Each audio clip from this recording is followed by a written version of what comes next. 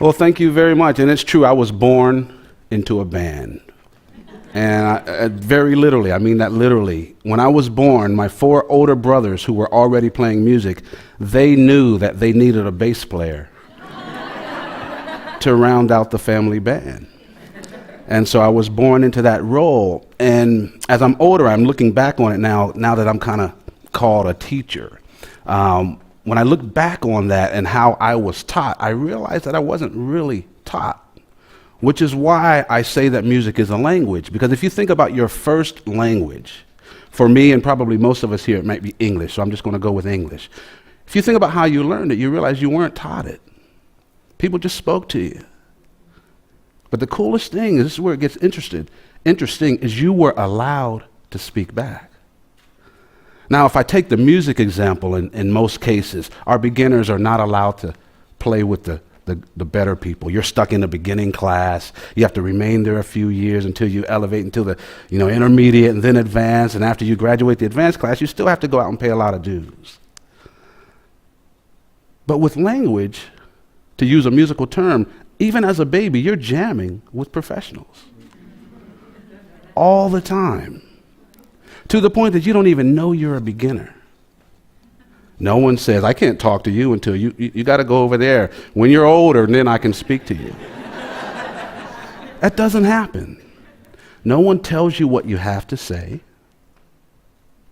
You're not made to sit in a corner and practice. You're never even corrected when you're wrong. Think about it. When you're 2, 3 years old and you say a word wrong over and over, no one corrects you. If you say it wrong enough times, instead of correcting you, your parents learn your way. And they start saying it wrong too. The coolest part of that is you remain free with how you talk. And so you never have to follow the musical role of learning all these years and then going and finding your voice. With your speaking voice, you've never lost it. No one ever robbed you of that. And so, because when I was young, that's how I was learning. I was learning English and music at the same time and in the same way. So I tell this to people. I usually say, I started when I was 2 or 3. And I say that just because that's more believable.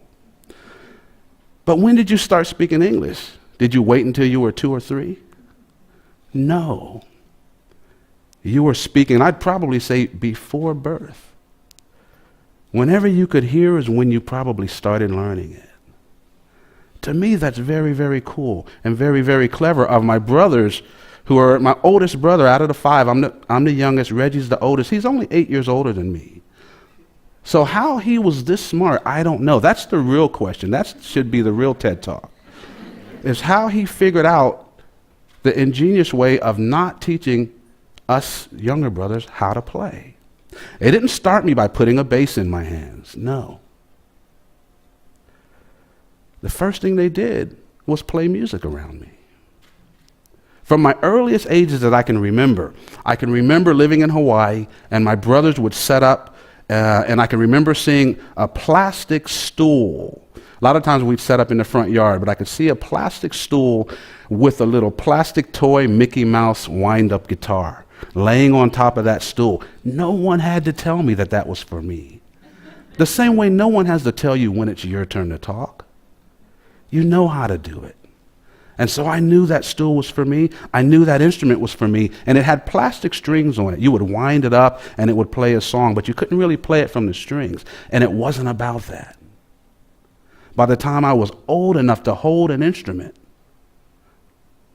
they gave me something to hold, just for the sake of holding something, preparing me for the later years.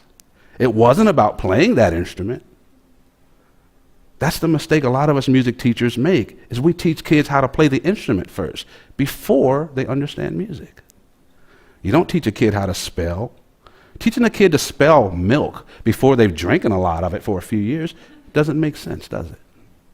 But for some reason, we still think it does in music. We want to teach them the rules and the instruments first. But by the time I was about 2 and they put that toy in my hands, I was already very musical. because I believe you're born musical. Just listen to anybody's voice. Listen to any child's voice. There's no more pure music than that. So my brothers somehow knew I was born musical, but they wanted me to be a bass player. So when I was old enough, they put a toy in my hands and they would play. So I would just bounce up and down and strum along too. But the coolest thing about it, again, is it wasn't about the instrument. I was learning to play music, not an instrument. And I continue that hopefully today.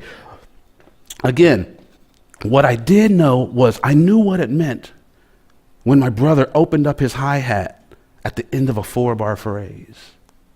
Or I learned these phrases versus that phrase, the same way a baby knows what it means when the mother raises the pitch of her voice versus the father lowering the pitch of his.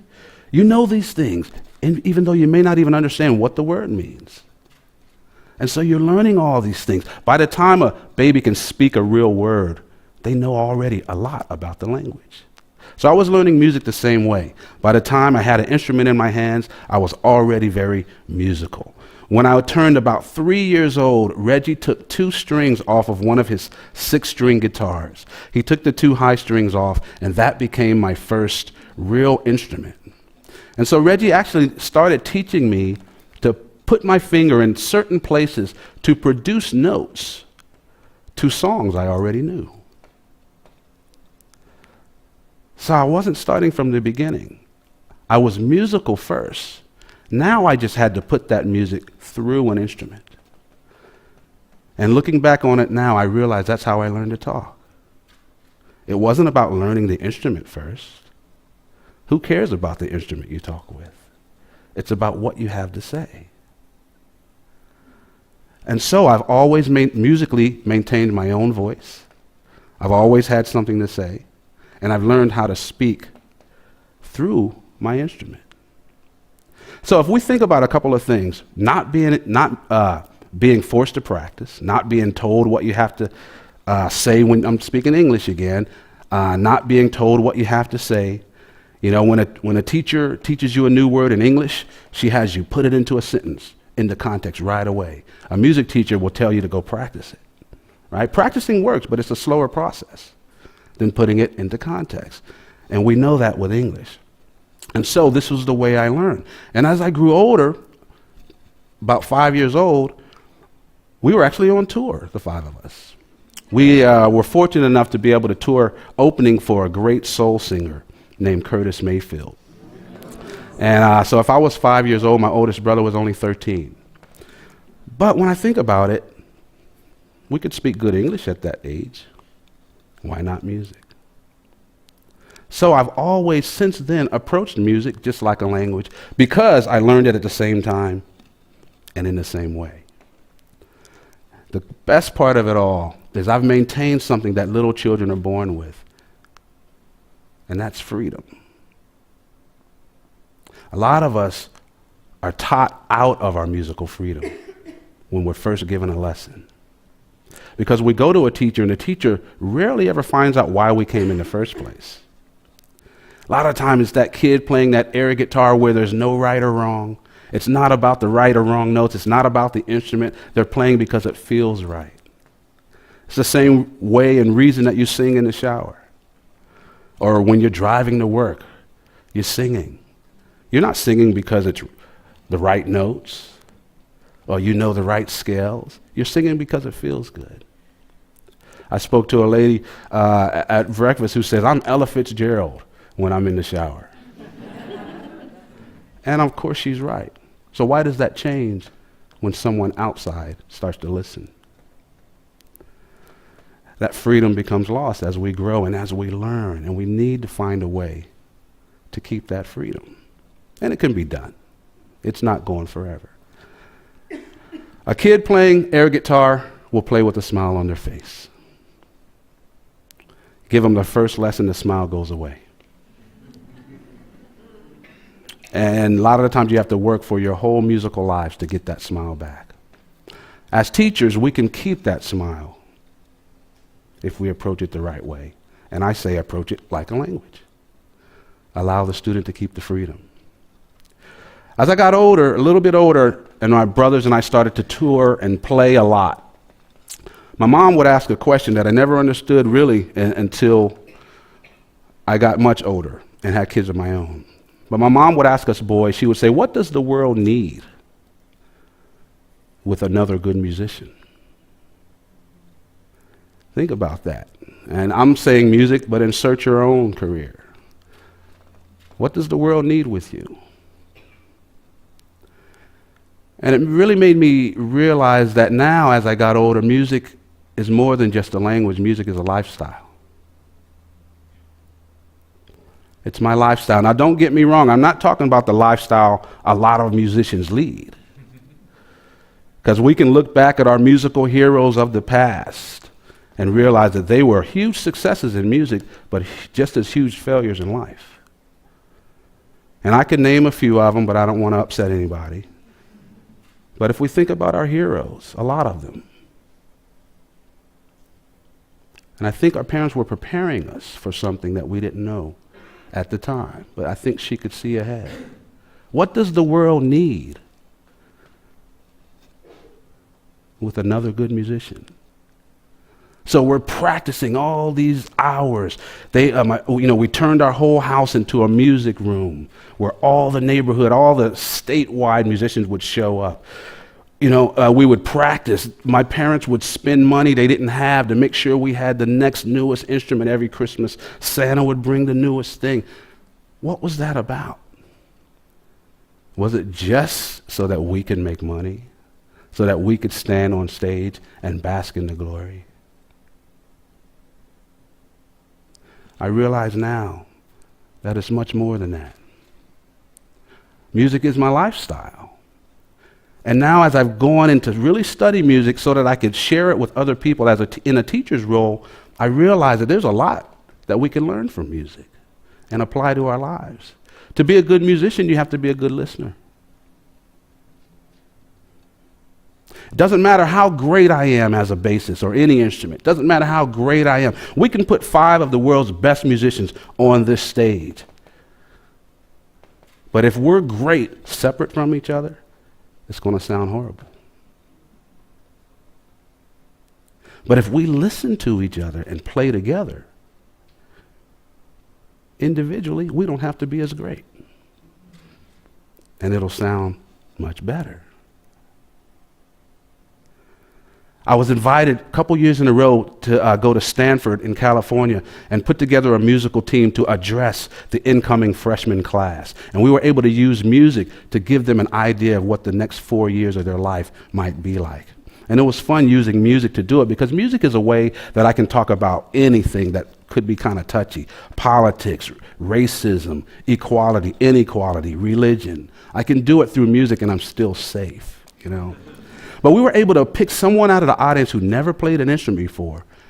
Usually it was a female, have her come up, we strap a bass around her neck, and then I would get the band playing. And as soon as the band starts playing, that person starts doing this, right? And I say, that's music.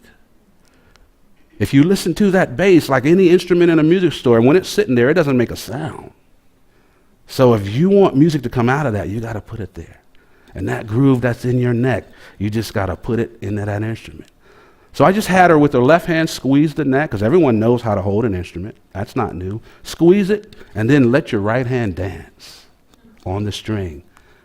And she starts bouncing on that note, and the band kicks up around her. All of a sudden, she's a bassist. More so, she's a musician. A dancer never has to ask questions before they dance. A singer doesn't usually have to ask, what key are we in? Musicians have to ask too many questions.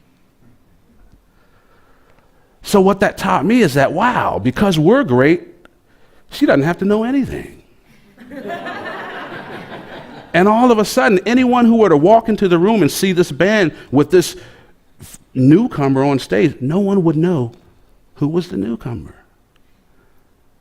So that let me know, wow, if I use my greatness in the right way, it can help others rise up quickly. And the coolest thing about that whole thing at Stanford is she got to take the bass home. So, and I saw her recently and she's still a bassist, So that's great. So listening is a great musical key that we can use for life. working together, of course, being great to help other people great. When people put you up on a pedestal, don't come off the pedestal acting like you're humble. Stay up on that pedestal, because if they put you there, that's showing you how high they can see. Stay there and then pull them up. And they'll grow faster than if you come down. Right? So we're going to help these people because we're great. And in music, usually I'm not great until you say I am anyway. You know, they say, oh, he's won all these Grammys. I can't win anything without you all. But another thing my mom always taught us is that you boys are already successful. The rest of the world just doesn't know it yet. I didn't understand that then, but I really, really do now. So, really quickly before I get out of here, I just want you to think about this. If I were to play two notes, let's say I play a C, just going to have to use your imagination. If I play a C and a C sharp right next to each other, it'll probably sound like those notes clash. Wrong, bad. But if I take the C up an octave,